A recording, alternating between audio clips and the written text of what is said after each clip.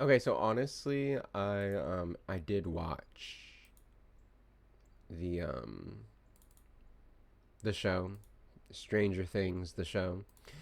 And I did not make it to season 5 because I'm burnt out. I'm done. I'm cooked. It really is true when they were like, "Oh my god, they waited so long for this. Like no one cares anymore." I feel like everyone still cared. I don't give a fuck. I do not give a fuck. I don't care. I genuinely do not care anymore. I literally watched 1 through 4 with my parents. And was it because I liked it? I don't think so. It's because because this is my theory. I tried to watch the first season when the whole fucking franchise came out. I tried to watch the first season, and that was the only one that was out at the time. And then kind of got bad in the third season. That's what I'm saying. Um I watched like the first 2 episodes by myself. I remember in my dorm room and I was like, okay, this is like good. Like it's the first couple episodes, like this it's gonna pick up. But those I'm telling you that those first 2 episodes, maybe that first season is just so fucking slow. And I get it. I get it. It is the pivotal stomping grounds for literally Will Byers and the whole fucking gang, and like what is happening is the first season for the rest of the franchise. But I honestly was just sick of seeing his mom love this bitch down, but I was so sick of her just running around crying, screaming at people. It honestly was like watching American Horror Story with Sarah Paulson. Like it was just crazy bitch screaming the whole time. And then I liked that they were like, "Oh, this is kind of like the Goonies." And I can appreciate that it's a show for like family. It is like a generational show where like, oh, everybody fucking likes this, everybody's talking about it, it's been lasting for so long, it's like Game of Thrones type of thing. But ugh, I lost so much interest. I watched with my parents just to be nice. I think I enjoyed it at the time, but I was just like, this is something fun for us to do, not like, bitch, when is the next episode coming out? I need to dig in. Like, I don't care. I literally don't care. And so I didn't watch the 5th season. So today we are going to spoil that for ourselves. Specifically, I guessed, I guess the finale.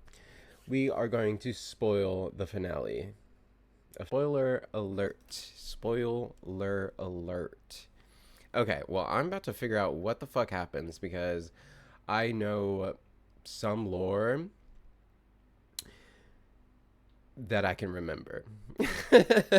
There's no, I don't even like remember, I don't remember any.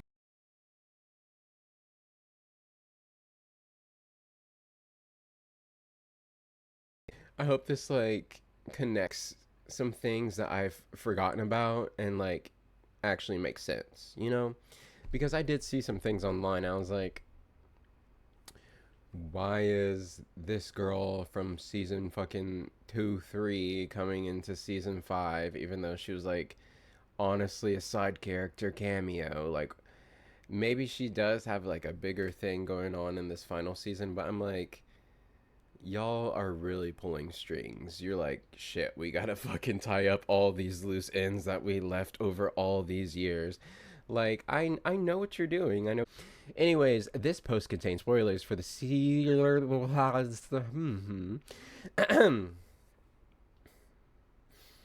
this post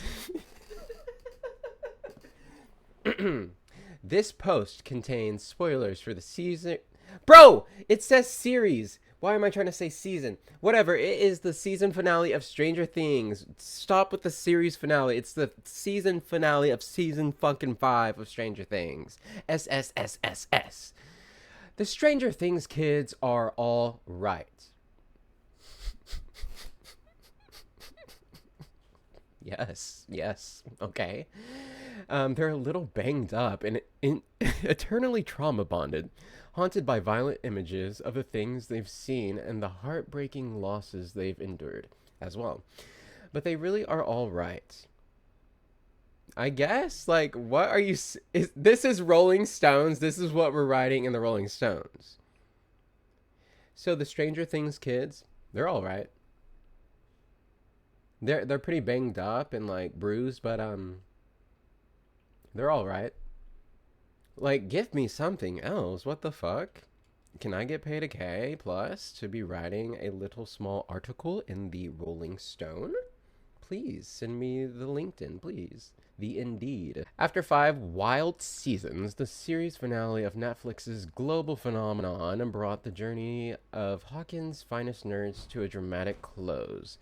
Vanishing Vecna for good. That's the guy with the snatched waist.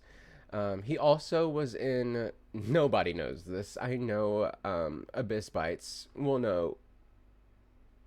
Mortal Instruments. That was my first introduction to Vecna. I mean, I don't think I read the book, to be honest. I can't remember. I think I read Beautiful Creatures, and that's like the same, but not the same. But I did watch the movie with Lily Collins and the guy that played Vecna. And honestly, it's good. It's good. It's good. They didn't finish it, but it's good.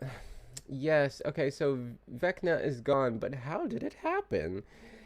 And in the ending, oh, and is the ending really as peaceful? Bitch, I don't care about an opening paragraph. Let's go. Season 5, Episode 8, cheekily titled The Right Side Up.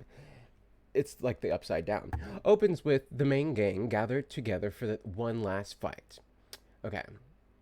Okay, I'm picturing it. I'm picturing Nancy. I'm picturing the Noah Schnapp kid that everyone hates. I also hate him. Standing together. That's the only two people. And Vecna, the guy with the snatched waist. Against Vecna and the Mind Flayer, as Mike, Finn Wolfhard classically puts it. He's a Mind Flayer like Baldur's Gate? Oh, no, the group is standing against Vecna and then the Mind Flayer. Why does it say, oh, I cannot read. I am illiterate as Mike Finn Wolfhard classically. Sorry. I feel like there's something wrong with this writing here, but that's just me.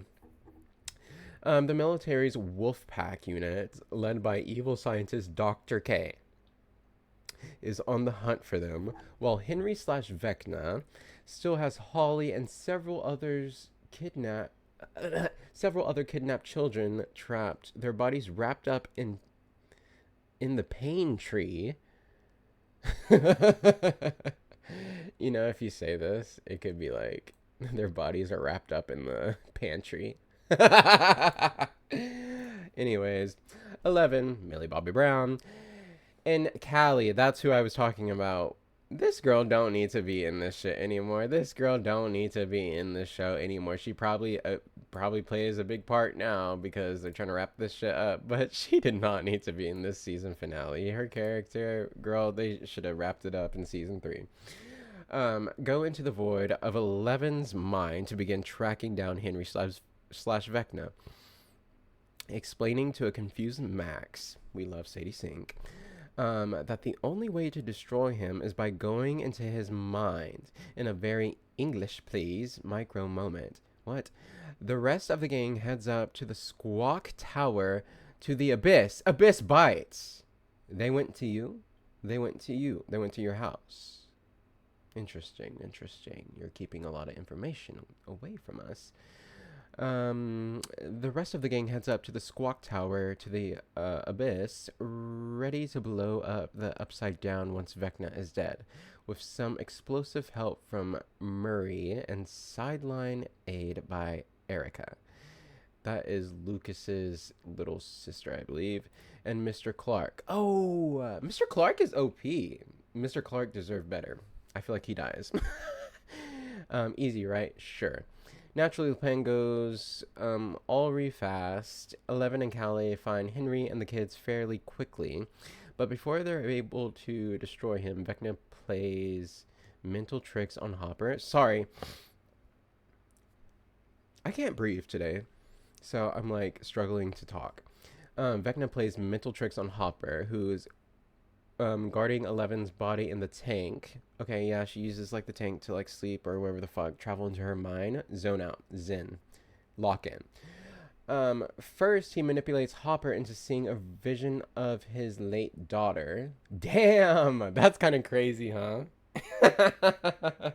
That's kind of crazy because I'm pretty sure he's like grieving his like his daughter the entire series, and that's why Millie Bobby Brown is so important to him. N- that's kind of crazy. Then he allows Hopper to overhear Callie tell Eleven that the only way to truly destroy Vecna is to sacrifice themselves too. With Callie and Eleven still alive, there will always be a portal to the human realm, and the military will always be chasing them down. That's so stupid. Then Vecna tricks Hopper into shooting his gun and hallucinating that he's shot 11. Holy shit. Hopper desperately pulls her out of the tank, which yanks 11, Max, and Callie out of the upside down. Hmm. And leaves little Holly in charge of saving the children and leading them to the cave where they can escape back to the real world with Henry hot on their heels. Kicked out, Eleven and Callie head to the abyss instead, joining the others to fight Vecna there. But before they can do that, Hopper threatens to not detonate the bomb that will destroy the Upside Down if Eleven actually plans on sacrificing herself. I had to end the cycle, Eleven insists. Oh, I had to end the how does she talk? I have to end the cycle. Millie Bobby Brown insists. From that moment on, savvy viewers know there's no way Eleven is making it out of the finale alive. Season after season, she had the weight of this world on her shoulders, forced to live a brutal existence as a result of her father's cruelty. How is there any possible way she could survive? Because she's a bad bitch survivor. And I know this bitch dies too. I saw that shit on Twitter. Let her live. What a strong badass fucking character, and you're gonna kill her off after this long? Let this be like a it already is a solidified fucking pop culture fucking character everybody loves. Let her be a bad bitch and live. Period. Period. It's like fucking the Resident Evil movies, the OGs. Let my bitch live. She's a bad bitch. She's gonna fight to the death, tooth and nail, get her ass beat, get her heart broken. Let her live. She deserves to live at this point. I get it, but let her live. Okay, so we got betrayal. We got happenstance. We got problems happening. Okay, so before we contemplate these larger questions for very long, the wolf pack catches up to them. Eleven uses her powers to fight them all and disarm them, but Callie gets caught in the crossfire, shot in the stomach. God damn it. Listen, like I said, I don't like that character. She's really not that important. Literally, probably just to deliver this like line at the beginning, like we basically have to sacrifice ourselves, is what she's saying. And then they're like, okay, bitch, your contract is cut.